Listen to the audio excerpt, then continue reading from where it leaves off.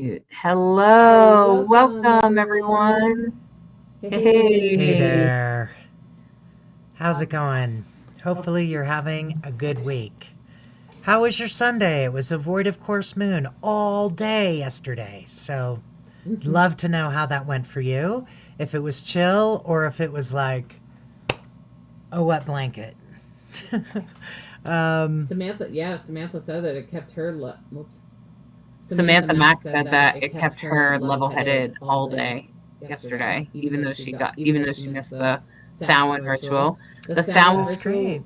The the Samhain Samhain ritual ritual was was pretty. pretty good yesterday. We had a pretty great ritual. So we'll be trying to do a ritual just about every month. We might skip a month here soon, but for the most part, we'll be trying to do an online event once a month. And plus, unless you're in Mystics Academy, now if you're a member of Mystics Academy, this means that you get access to teaching and to readings party. There is a seance on October 31st. So if you are wanting to attend the seance on October 31st, please, you have to join Mystics Academy. You have to be able to be a member to attend. It's an exclusive for members only. You can become a member. You can just join the readings tier if you want to just attend a readings party and maybe get a discount on readings. And otherwise, you're like, no, I'm good. That's all I want to attend, Hollis. That's fine. That's $11.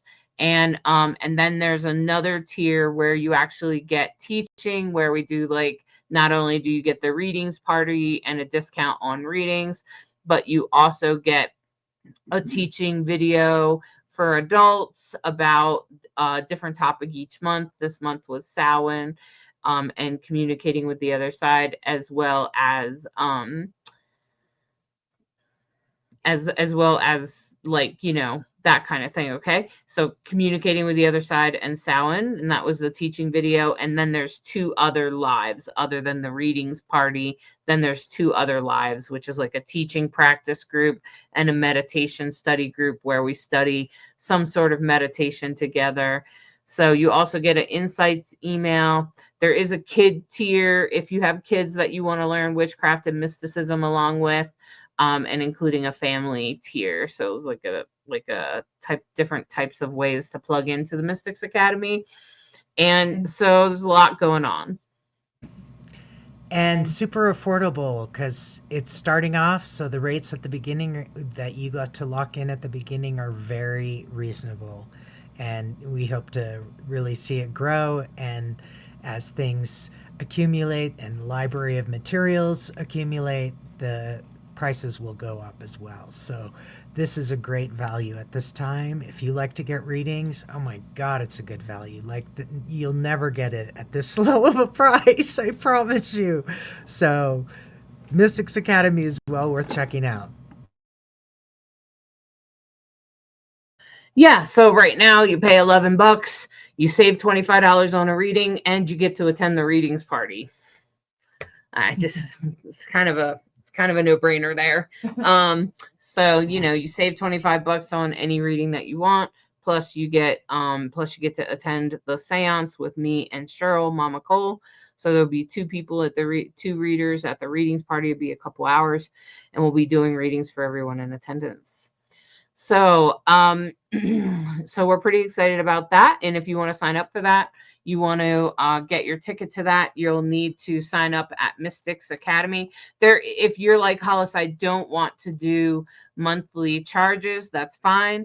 At Mystics Academy, there is a option. You'll have to pay more, but where you can like pay a one-time fee. I can't remember how much it is right now, but it's about $20-$30. So you can also do that. Yeah, it's still a good deal. So it's still a good deal, but it's not as good as right. Okay. So that's the link to Mystics Academy. So everyone, does anyone have any questions about astrology? This is a really great week to ask your questions about Mercury retrograde. We're amping up for Mercury retrograde. Mercury retrograde is usually over dramatized and overly, yeah. So, so, uh, so if you have questions about it, right now we're in what we call the shadow period. Mercury is going to go retrograde in Sagittarius and Scorpio. And so we talk a lot about that in yesterday's broadcast. Hopefully you got a chance to listen to it. I have not posted the horoscopes yet, but they will be coming right after this. So, so what are your questions? Do you have any questions about Mercury retrograde? You can look in your chart, see where Scorpio and Sagittarius are. Where are they in your chart? That'll have a good idea of exactly where that's happening. So, take a look and see where that's at. Where are you at with that? Does anyone have any questions about Mercury retrograde? Yeah, and while we get that conversation going, we can talk a little bit about Mercury. Hopefully you did the meditation that we put out yesterday on the, really meeting Mercury. Mercury, of course, is the ruler of two different signs. It rules Virgo and Gemini. So whenever there's a Mercury retrograde, those folks are aware of it. And some of us, myself included, we're born with Mercury retrograde. I believe it's something like 20%. I remember hearing that statistics once. I don't know if that's true or not. I'm just putting it out there. So for us, when you kind of return to the way it was when you were born, it means it's familiar, doesn't it? And what we know about retrogrades is that retrogrades are a time to review, re-look at things, reassess what your intentions might be, how things may or may need to be adjusted. It's a time that a lot of people are aware of because collectively things seem to get wonky. So if you need to back up your computer, do it this week, right? This week, because it starts 11/9. Is that right, Hollis? 11/9 is when it actually begins, but the shadow period has already begun. So then it goes, Mercury is currently at the end of Scorpio, so it's going to go into Sagittarius. It's going to go all the way up to 6 degrees, and then it's going to hit that point of retrograde where it backs all the way back up into Scorpio over the time we're in right now. I think back to 20 degrees, I believe it is, Scorpio, and then it'll go forward. So during that time, use it to check things. And we always say check twice, right? Maybe even 3 times, because it's a teacher, it's a review. It's important to validate and not rush in. And life goes on. We all have things that have to happen. So if you have to sign contracts or do things, check the details. Don't go, yeah, and just take things for granted in any way, shape, or form. That's what we're talking about. And, get your car fixed now. Don't wait for something to break. You have a niggly feeling or you've been putting something off. This is that voice that says, if you've been putting something off, the time is now. Do it before before Mercury goes full retrograde. And 11/9 is an important date. It's in the future, but we all feel it when the initial change happens, like when the sun moves into a new sign. That first moment of change, we all feel it. That's why we talk a lot about the void of course moon, because the moon is constantly changing. Every 2.5 days, new sign. So that moment in between where it's like, whoa, we're going from, today is Monday and the moon is in Capricorn. So, yeah. Yeah. And so, of course, that's an earth sign ruled by Saturn. One of the dominant themes that you see this week is a really big grand trine in water. And what that means is that grand trines bring things together quickly, and it's emotional. Water is emotional energy, right? Pisces, Cancer, Jupiter in Cancer, and Saturn and Neptune in its rulership in Pisces. And you have Mars and Mercury pretty much traveling together in Scorpio.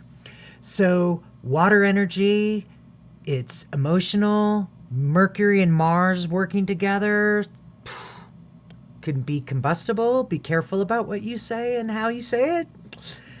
Just going to say, because it's also trining Jupiter, so these things can just amplify. And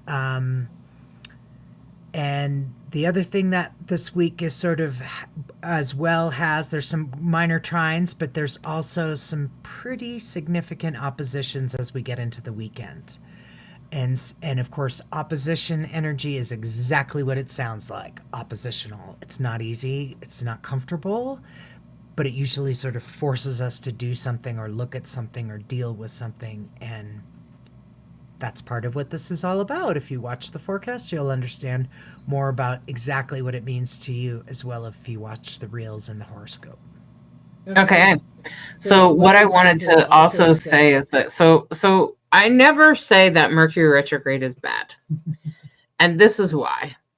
Because so first what you should understand is that Mercury rules communication, transportation, technology, mostly because we use technology usually to communicate, and essentially messages. Sometimes Mercury is here to deliver messages to you. Okay. And so because it rules those things, when it goes retrograde, those things, any of those things could kind of get a little messed up. Now, Samantha was just saying that she was so glad that she followed her instinct, because last week my car was acting up weird and I was like, damn, I bet Mercury ready to do some stuff. So I took it in and got new brakes. And after watching the forecast, I'm so happy. Yeah, I'm glad you watched the forecast too, Samantha. Now, it doesn't exactly start, so we still have time to address those things. It doesn't start until November 9th, but now's a good time. I'm glad you got it addressed right away, Samantha, because you're absolutely right. And I always say, if Mercury's in its shadow, or Mercury retrogrades on the horizon, and you see that something might break, then you just want to go ahead and fix that. You just want to go ahead and fix it. And then then it probably won't break. But a lot of times, whatever breaks in the Mercury retrograde has already been giving you a warning. Mercury has already warned you during the shadow period, which is right now. Okay. And so that's why I'm saying during the shadow period of a Mercury retrograde, usually Mercury has already given you a warning. Now, Mercury retrograde will also have something to do with communication. Is there some communication issues? Is there miscommunications? Okay. And now, for people that are born with Mercury retrograde, such as Samantha Max, she proposed a great question. She said, my natal chart, I have Mercury retrograde, and I tend to communicate better when it's retrograde for some reason. But things around me do act up. And this is, I think, people with Bright Hawk was born with Mercury retrograde. And I think what the experience, from what I can tell, and Bright Hawk, you can speak more to this, is that essentially things kind of go okay for you for the most part, but other people seem to have a lot of mess. Other people have things that affect them, and sometimes those things affect you, but it's not you having the problem. It's someone around you that's having the problem, right?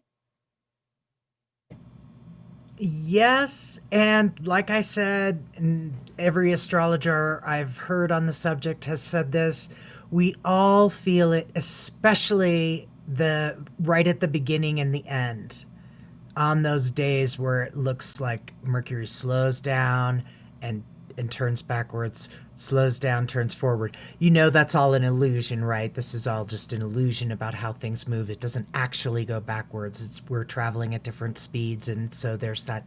It's like when you pass a car at different speeds and it almost looks like the other car's going backwards, right? That kind of illusion. So we'd all be in big trouble if if the universe actually, if the planets actually went backwards. But What I've noticed at the beginning is that wonky thing. And I do not feel insulated from, especially when it comes to like technology and stuff like that. Like, I've learned, you pay attention. Our car is in the shop now. We can pick it up in the next couple of days. So we're walking our talk on that one. The other thing Hollis has helped me notice, and it does seem to be true, that when Mercury is retrograde, I tend to break something, like a glass or usually a plate or I whatever. wonder if that's because your Mercury's in a square to your Mars, natally. That's true. Mm-hmm. That's true. Mm-hmm. I don't know. And I never noticed it, but Hollis suddenly did, and then I was like, "Oh my God, you're right." So I try to be careful, but it's usually one of those things where it's falling out of your hand faster than you can go. Crap happens. So It's not that big a deal. I think it happens to all of us, and whatever, you clean it up, right? So yeah, we're into that phase for sure. And then Bobby New Eyes, welcome, asked, is there an upside or a downside to the retrograde? And I'd say both. yeah, and it also really has everything to do with where is your Mercury in conversation with what? Or do you have Gemini or Virgo placements, since those are Mercury ruled planets, signs.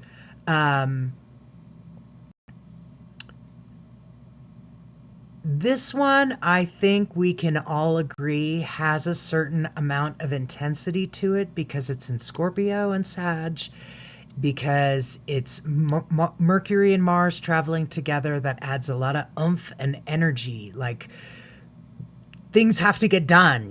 There's a vibe right now about things having to get done. I don't know if you feel that, but I certainly feel it in my life. And with the grand trine and the minor trines, there's energy to make things happen quickly. So it's really being aware. Jupiter will always ask you what you want, and that's part of this trine. And so there's a lot going on in that way.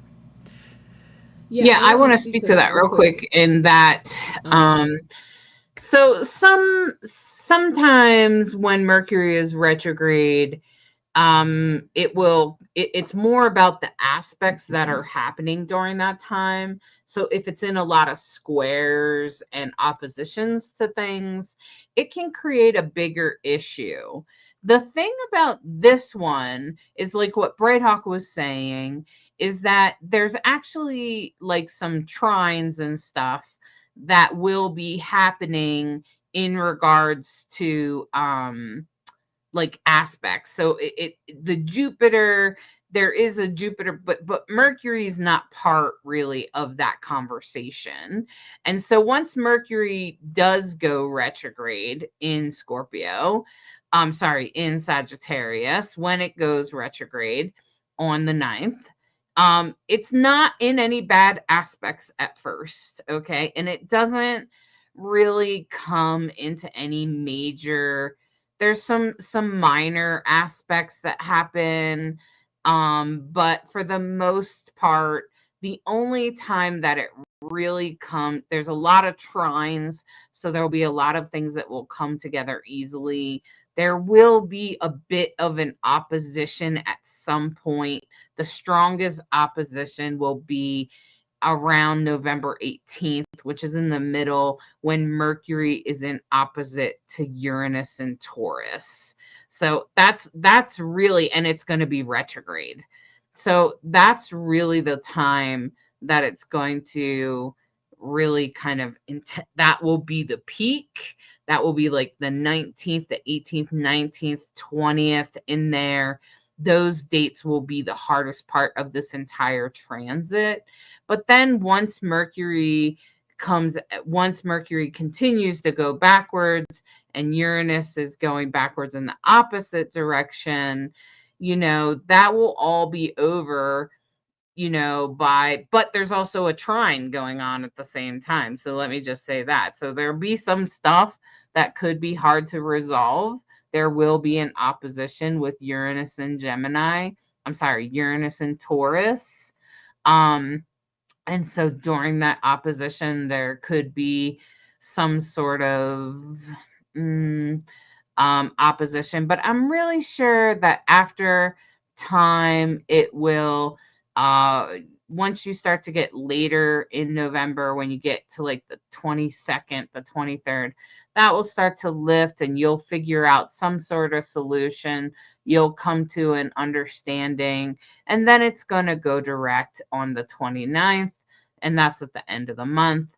And you probably will completely resolve that problem, whatever it was, when Mercury comes back to that opposition point again with Uranus, which it will actually do around, but it's going to be doing it very fast. And so it will be a quick December 11th. It will come through and quickly opposite again. But at that point, you will have figured out some sort of solution to your problem and you will resolve it and life goes on. Okay. So if anything is going to be intense, and so what you want to do is to figure out where in your life that's going to affect you. That's going to be in your Taurus Scorpio transit. That's going to be in the opposition of Taurus and Scorpio. So Taurus is, what house does that rule for you? What area of your chart does that rule for you?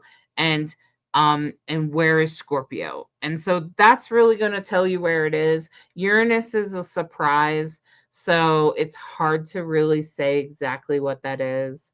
But usually when Uranus transits happen, they're trying to kind of kick your ass onto the right track. They're kind of trying to kick you over. They're like, yeah, don't do that. And then they're just, or that's not going to happen. Let it go, or whatever like that. With this entire transit going through Scorpio, I'm going to say that you're going to have a major transformation in that area of your life where those transits are. So that's going to have a lot to do with your identity. It's going to have a lot to do, especially if you're a Scorpio sun. And I think Samantha said she has Pluto at 26 degrees Scorpio. Really, Samantha, I wouldn't be worried about that too much because this began at 20 degrees Scorpio, and it's actually going, oh yeah, I guess it will go over your Pluto, but that's probably going to make, I don't know what house it's in, but that will tell us exactly what part of your life it would have something to do with. And so when it goes over, when Mercury's directly on top, so that means when Mercury is at 26 degrees Scorpio, which it already did. I think that already happened, and it sounded like you dealt with it. It sounded like, so let's see, it was at 26 on October 25th, which was like Sunday first, like all my planets. Identity. Everything's in your first house, Samantha. So what did you deal with over the weekend? Friday, Saturday? What did you deal with? Was that your car? So that's your identity. You might have some shifts in about who you are and how you see yourself, or it could also be about your health. And with Pluto there, it would probably shift you in a direction that could help you, actually. It would probably shift you towards a better way of being. Is your Pluto retrograde or direct, your natal Pluto? So when Mercury goes over it, you'll feel it the most when it's directly on top. That will be the peak, which has already happened. And so it's already gone across there once, and now it will come retrograde on there again. Let's see what day that does that.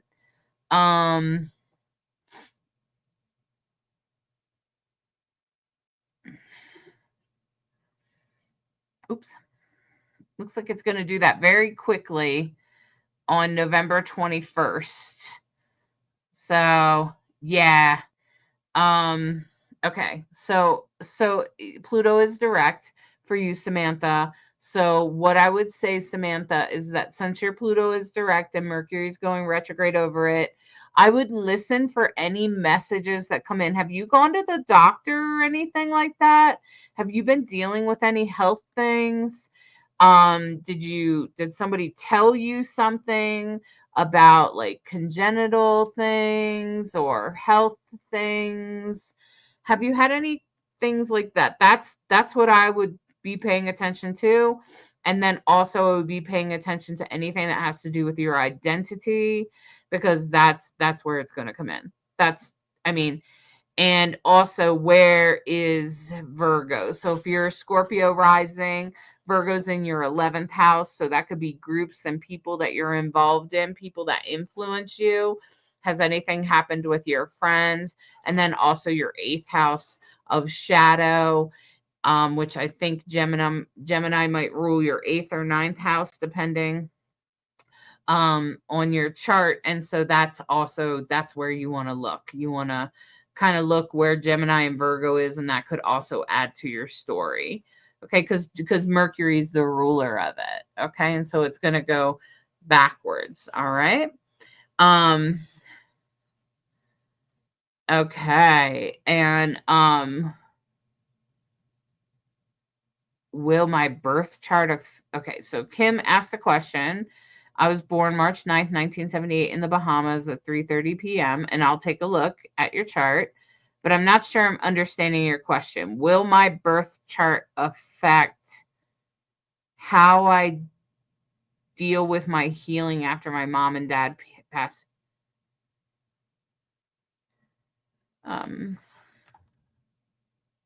I'm not really sure. Do you understand what she's asking, Braid Hawk?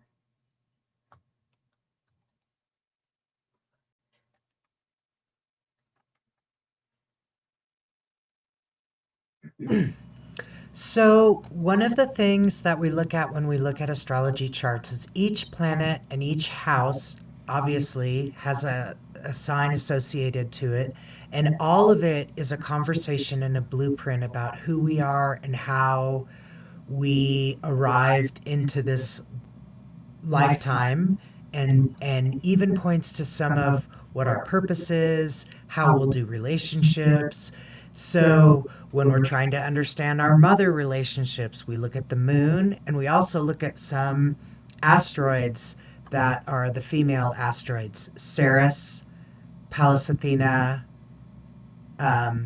Lilith, and who am I missing?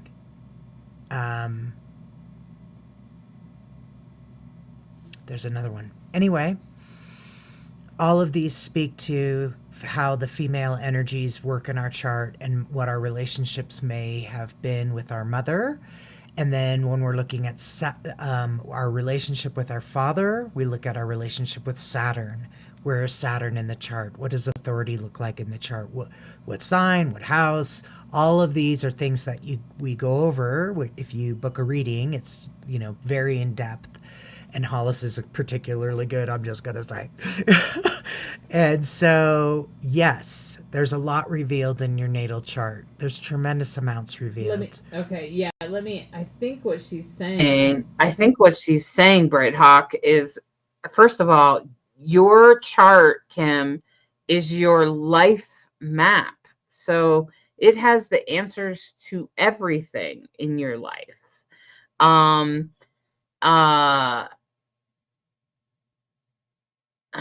Well, Kim, I'm looking at your chart. You have a lot of 8th house activity, and your 8th house is ruled by Pisces, and currently the North Node is transiting there and will be there for the next year. So this is your destiny. Okay. This is like, no wonder you were supposed to lose your parents. Right now, you're supposed to be dealing with death. And this is very much your shadow and your own relationship with life and death and gratitude and what it means to be alive, what it means to be dead. All of those things are coming up for you right now. And that's exactly what's supposed to be happening, Kim. Actually, it's actually part of who you are right now, and this is a huge transition time for you. And then I will say you also have tons of asteroids, plus you have Uranus and Scorpio, which is exalted, but it's retrograde. So that's part of sometimes what makes your Pisces, your emotions and stuff like that, kind of hard to handle. But I would say that this Mercury retrograde is going to be particularly powerful for you, especially in relation to healing from your parents and stuff. So actually, I mean, there's so much aligned right here. I don't know if you know, but I do a cosmic grief reading, which is where I take a look at your parents' birth and death chart, and I put it together with your chart. And I come to help you understand exactly why they died at that time, what you're to learn from it. It's actually to be frank with you, as a medium, it was a way that I could answer questions for people that I couldn't answer as a medium, that were harder to answer as a medium. And so then I started using the astrology, and I found that it was so accurate. It was so amazing. It blew my mind. So I started doing this thing called a cosmic grief reading, which is one of the most powerful readings ever. I'm the only person in the world that does it that I'm aware of at this time. Okay. And I mean, some people do grief readings where they use astrology to look at your grief. But rare. It's still a rare thing. But I do mediumship mixed with the grief reading. And so I kind of put the two together. And the astrology grief, I think, is really powerful because it helps you understand what you're supposed to learn from those relationships, particularly if any of those relationships were strained at all, or if there was parts of it that you were like, why did she do that? Or coming to understand the dynamics of your family. Yeah, Kim, I think you need to look at your astrology chart. I think there was a reason that you reached out to me today, because you were right away like, is this in my astrology chart? And I'm kind of like, yeah, of course it is. Everything's in your astrology chart, frankly. Everything you need to know about your life is in your chart. And I don't even know how people can get along in life without looking at their astrology chart. I wouldn't make any major decisions without looking at an astrology chart. I would just be, I just take it one step at a time, and I'm aware of how things are. And so I'm just going to say that, Kim, yes, no strain to your relationships. I didn't see anything about relationships. Oh, you mean with your family, with your parents? Uh-huh. Okay, that's fine. Your father probably looks like he brought a lot of networking in. And I can also see that your relationship with your mother. Do you have any siblings, Kim? Your relationship with your mother was very destined. It's like from a past life or something. So that's interesting. And it's in Aries, so it almost makes me wonder what kind of life you and your mother had in a past life. So okay. But your mom, I'm not saying that you guys had a strained relationship. I'm just saying that that's how the cosmic grief reading works. It helps people in a lot of ways in that way. It helps people that do have strained relationships. It also helps people understand death and their relationship with death. And I think that that's kind of what you're inquiring about, Kim. And that's understandable because you have a packed eighth house, which is the house of death. So you have what we would call a stellium, 1, 2, 3, 4. 4 planets in the South Node. So from a past life, oh, you have an older sister who's an Aries and a mom who is Aries. Of course you do. And so with all that stuff in the 8th house, it tells me that you are here to let go of the part of you that would like to control when life and death happens. There's a part of our soul that would like to control that, and we don't really have control over that. Doctors and nurses like to think they do, but I assure you that they do not. And so um it's kind of a funny thing, actually. But there's something about death that you're here to learn. Okay, and I'm betting it's about acceptance. I don't know. I'll have to look closer at your mom's chart and your mom's death chart. And once we look at that, that will tell us exactly why she died when she died and exactly what you were meant to learn at that moment. And that's the beauty of astrology, you know. And there is a Mercury retrograde that we're gearing up for right now, Kim. And that's exactly why we're here. That's exactly why we're live today, to answer questions about how do I navigate a Mercury retrograde? How can astrology help me with that? And I just, like I said, you know, you have until November 9th to, you know, get your car in the shop, to fix that thing that's already kind of been not working so well anyway.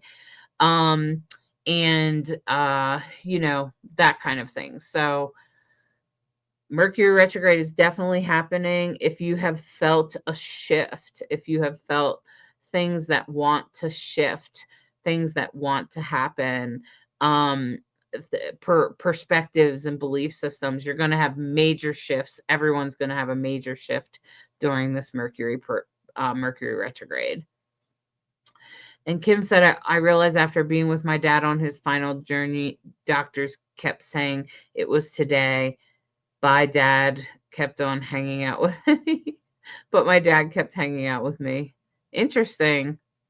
Well, that's interesting, Kim. Yeah, we'll have to take a look at the astrology of that and see what was going on there. Maybe there was a reason for that. Maybe you guys are soulmates or something like that. It's hard to say. Yeah, so, you know, there's powerful, if you ever wondered if your family was destined, the answer is yes. Usually it's powerfully destined. Usually the people in your family are here to teach you something and you're here to teach them. Even if sometimes for some people they're in strained relationships and they're like, man, my family sucks. And I'm like, yeah. And did you walk away from them? And they're like, yeah, I don't even talk to her anymore. And I'm like, oh, okay. So you were here to stand up to them. And, you know, those are catalytic people. Those are catalysts. There are lots of different kinds of people. Some of us are very connected to our parents and we're meant to hold their hands at the end of their life. We're meant to walk them through the door of death. We're meant to be with them and survive it. Sometimes we're meant to lose our spouse because we have something to learn about being independent. So there's so many stories, so many different scenarios, and you can find that all in the astrology chart for sure. The cosmic grief reading is one of the most powerful readings I've ever done, to be honest with you. And you can see it in the reviews. If you go to my mediums group or you just go to Google and look up Hollis Taylor and Divine Androgen, see it right there, Divine Androgen. If you just put Hollis Taylor astrologer, you'll get my reviews. You'll see my page and you'll see my Google reviews. And most of them are for my astrology reading. Okay. So, it's a really powerful reading. And it takes me a good hour to get it done. And I'm squeezing it in that hour. I'm doing a lot in that hour. I've even had people just get 2 of them. Especially in your situation, Kim, because they have more than one person they want me to go over. So then they're like, I'm just going to get 2 or 3 of them. I'm going to do a series, Hollis. So sometimes people even get a package. And, on that note, Kim, I am doing we're doing a seance on October 31st, which is actually Friday night. And I would love to invite you to become a member of Mystics Academy. You can save money on readings, including readings package, and you get to save money on it and on a reading, and you get to attend the readings party. Okay. So, and the readings party is every month, actually. We'll be doing one every month. And I would love to have you there.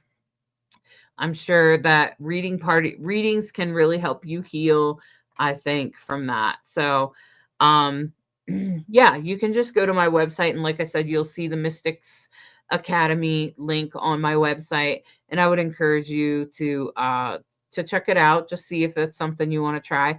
It's called Patreon. There's a couple of different tiers. You might be interested in the readings tier, unless you're interested in learning how to connect on your own. Some people will join as a novice mystic for that, because I also teach others how to connect. So how to connect on their own. It's a good way to heal grief, is to learn how to connect. So if anyone else has any other questions about the astrology, about the upcoming Mercury retrograde in Scorpio and Sagittarius, just put them in the comments. I do find that I think this Mercury retrograde is going to be a powerful transformation for all of us. I just wanted to welcome Donna. I saw your comment over on Facebook. Thank you for joining us. And yeah, Donna's a Gemini. Gemini's ruled by Mercury. That's why we're having this conversation. So I'm not sure what the house is for you, but where Scorpio lies. But that's absolutely going to speak to the houses. Tell us again, if you want to check out our course. We've talked about this before. We put together a little a quick, easy little manual that helps you understand your big 3, how to find your rising, your moon. Obviously, most people know their zodiac, their sun sign. And then if you want to go a little deeper, we have a whole astrology course. So check it out. If you become part of the Mystics Academy, this will become available to you at an unbelievable price. So like $11 a month isn't very much to do all the stuff that Hollis is offering. It's kind of crazy. It's so accessible. So anyway, thank you for joining us. Thank you for your questions, your interactions. It's really made this conversation very fun. Is there any new comments? I don't know. While you take a look for that, I just want to say that the Gemini part of that, Gemini, you're going to definitely experience the Mercury retrograde, and it could be anything. Just look and see where Scorpio, Sag are on your chart, and that will tell you where in your life it will be.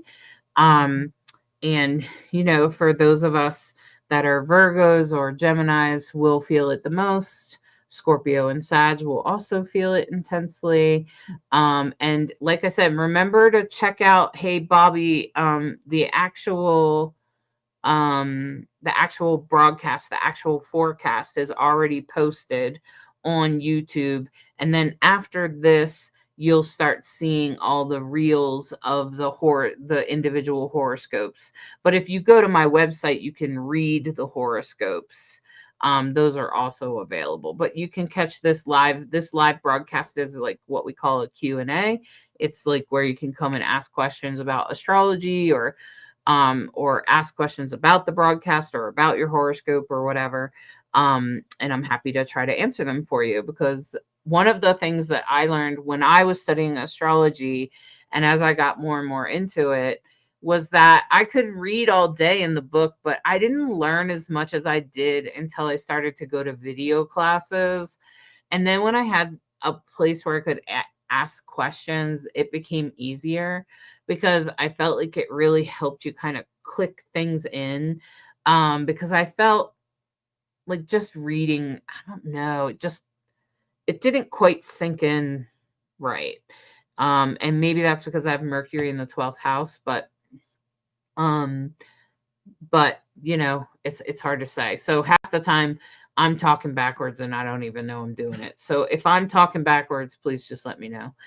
And so you know, when Mercury goes retrograde, it's don't try to see it as like this dramatic, oh my god, terrible things are gonna don't do that. Don't do that to yourself. It's really not going to be a good thing. Instead, just be open and prepared. And if something does go down, if something does happen, then you can be like, oh, this is Mercury retrograde. So I just need to get through this. And I'm sure when I get to the other side, it will make more sense.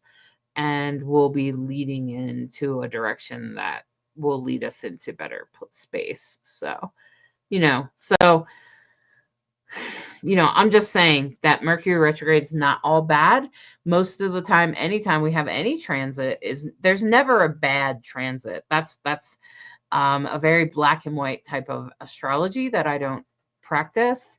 That I'm more of a, this is meant to be, and we are transforming, or we are changing, or we are learning from this experience, and we're headed and being pushed or directed or guided into this direction, which feels better to me because, you know, even though I grew up Catholic, I don't like to believe that the universe is out to get me or hurt me, or that I'm a victim of the universe. I actually don't like to think that at all. Sometimes I do think that, and I hate when I do. So I actually don't like thinking like that. It doesn't really serve me well. It doesn't really help with my self-esteem. It doesn't help with my perspective in life. And what actually works better is if I recognize that we're all in a cycle, in a transition. We're all changing and transforming all the time, and we're being guided and pushed in certain directions, and we just have to listen to that guidance so that we can just keep going. And I feel like when we resist what the universe is trying to tell us is usually when we get into trouble. But if we listen and allow our wings to be spread, when we are open to change, when we are more open-minded, I find that life is easier to navigate. Like, I mean, I just think that if you live a life where you feel like you're a victim of the universe, it's probably not a very fun place to live. So Bobby said, I endeavor to keep a positive attitude no matter what's going on any given day. Every morning I remind myself it's another day in paradise. And where do you live, Bobby? But Bright Hawk's dad said that, but they lived in California, so you know. I think it. You still think it, yeah. And I mean, I think positive things too. It was so funny. I homeschool my grandchildren, and every day, some days we do this thing called the Big Life Journal. If you're interested in self-help and self-care, there's a Big Life Journal for adults and children. And so this morning it said, ask your journal buddy, and I'm her journal buddy. Ask your journal buddy, what is something that's really wonderful that happened to them today? And I told her every morning, I am grateful to be alive, and I'm grateful to meet her and teach her today. And the look on her face was like this. Like, she couldn't believe that she was such a beautiful blessing in my life every day, that her and Rowan, her brother, were a beautiful blessing. And I was grateful that they were both cooperative in doing their schoolwork. And I was grateful for that. And I was grateful for having a beautiful day and being alive and being able to do my thing. And so that's what it's about. It's about learning to be grateful and positive every day. Of course, Bobby. And so, Bobby, you live in New Jersey. I don't know where you live in Jersey, but there's some beautiful parts of New Jersey that maybe you can get in touch with nature every day, and you can step outside and be grateful that you're alive. Be grateful that you can breathe in the fresh air, and be grateful that you can feel the cool breeze on your body. And and I'm grateful that I can feel the energies of Samhain. I can sense the energy shifting, and I'm grateful for all of those things. I'm grateful for my life. Oh, well, Bobby, we understand that. Are you moving too? Oh my gosh, Bobby, that's so weird because it sounds like you're trying to move and so are we. Yeah, interesting. Okay. Well, yeah, I'm wondering if it's the astrology, Bobby. Maybe has it just come up, or are you selling your house or whatever? That's interesting. Okay, well, we don't have to have this. We don't have this friend. We don't need to have this friendly conversation here in the live. But anyway, we should connect with you off. We should connect with you in private. We are. I am. Bright Hawk and I are working to move. So just so you know, it shouldn't affect us a whole lot. Like, it's going to take us a while to get that going. So, could be months before we actually move. We have no idea. So we're just moving on. So there it is. It's out in public. So there, we said it. Well, then people can know. But it shouldn't affect Mystics Academy. It shouldn't affect our live.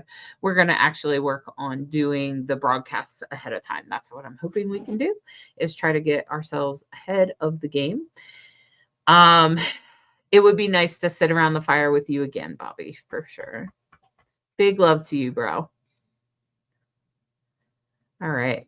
So if there's any more questions about Mercury retrograde or astrology in general, we're happy to answer them. Otherwise, we're going to wrap up our question and answer here. And we're so happy that you all joined us and tuned in for this. And remember, you can bring your questions every Monday to our live Q&A, and make sure you check out the broadcast that we've already released. It's on YouTube. If you're already on YouTube, you should be able to find it, but I'm going to post the link to it directly in just a second. And, that is all about what you'll be experiencing. And like I said, if hopefully you're subscribed to our YouTube or to our Facebook, and you will be able to see the reels of the horoscopes coming up. Also, I've posted like a written version of the horoscopes.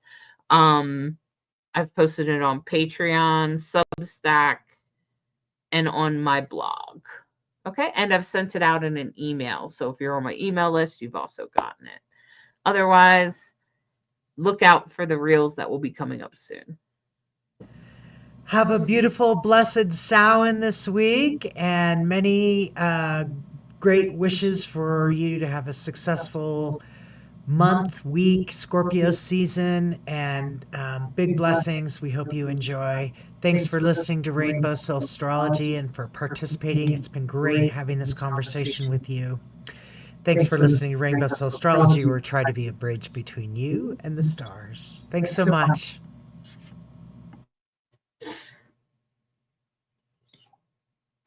Oh my God. Bobby.